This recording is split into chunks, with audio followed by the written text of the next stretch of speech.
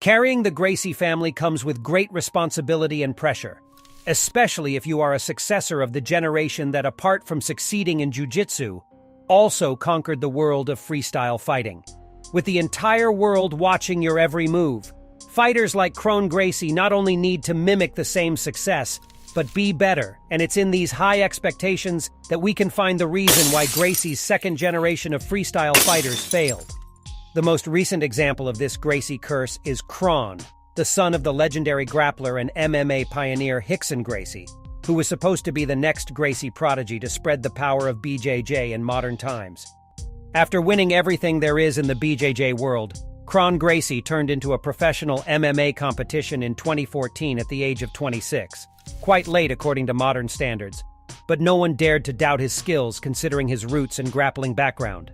Sure enough, Kron kicked off his MMA career with 4 submission finishes, out of which he scored 3 in the premier Asian promotion, Rickson World Grand Prix, which was more than enough for the UFC to get the proof that the hype is real, and sign Gracie in 2019 when he managed to submit the UFC veteran Alex Caceres in his debut to Cub Swanson. This fight in particular showed potential problems as Kron, for some reason, made a decision to stand and bang with Swanson for 3 rounds without even thinking about unleashing his jiu-jitsu, not even when it was clear he is about to lose in the 3rd round. After the unsuccessful striking adventure against Swanson, Kron decided to take a long layoff, get back to the drawing board, and come back as a better fighter. At least fans thought that he would use the following 3 years to work on becoming an all-around fighter, and that, upon returning to competition, he would unleash his full potential against the similarly experienced opponent. In the end, many of us were left with the opinion that he was pushed too hard too early, and that he is yet to show the world his true worth. And oh boy, we were all living in a fairy tale. At UFC 288, Kron was in for another disappointing performance against Charles Jourdain. And this particular match is a perfect example of why the one-dimensional approach does not work in MMA anymore, at least on the top level. On the feet, Kron didn't show any improvements when it comes to striking. In fact, he looked worse than in the Swanson fight, which is a good indicator of how bad it all looked.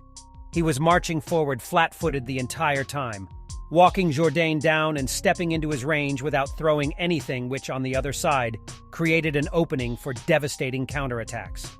For some reason, Kron was literally walking into Jourdain's body-head combinations, head-first, acting like a moving heavy bag.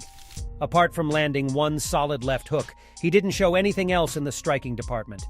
Despite eating hard shots, he managed to back Jourdain up against the fence multiple times, pull guard, and advance the exchange down to the mat. The problem was, Kron couldn't get his offense going to attack with submissions or reverse the position despite having over 6 minutes to do so. Jourdain managed to keep his defense tight and disciplined, and whenever Kron would try to do something, escape right back to his feet. In Thomas, an example of the generational gap and what happens when an old-school style meets a new-school game. At the end of the fight, Kron looked exhausted, beaten, and clearly disappointed. The overall impression left many fans wondering, what's next for Kron Gracie? Is this the last we saw of him in the UFC? At 35 years of age and 3 UFC fights in 4 years, out of which the last 2 were one-sided losses, it's hard to see Kron making significant improvements and reaching the pinnacle of the UFC or climbing to the top 15 rankings. It's even hard to expect he will fight in the UFC ever again after spending more than 3 years out of the octagon just to come back and put on what was probably his worst MMA performance to date. The market value is always going to be there for a Gracie member, and we might see him going back to the eastern part of the world and signing with the Asian promotion again.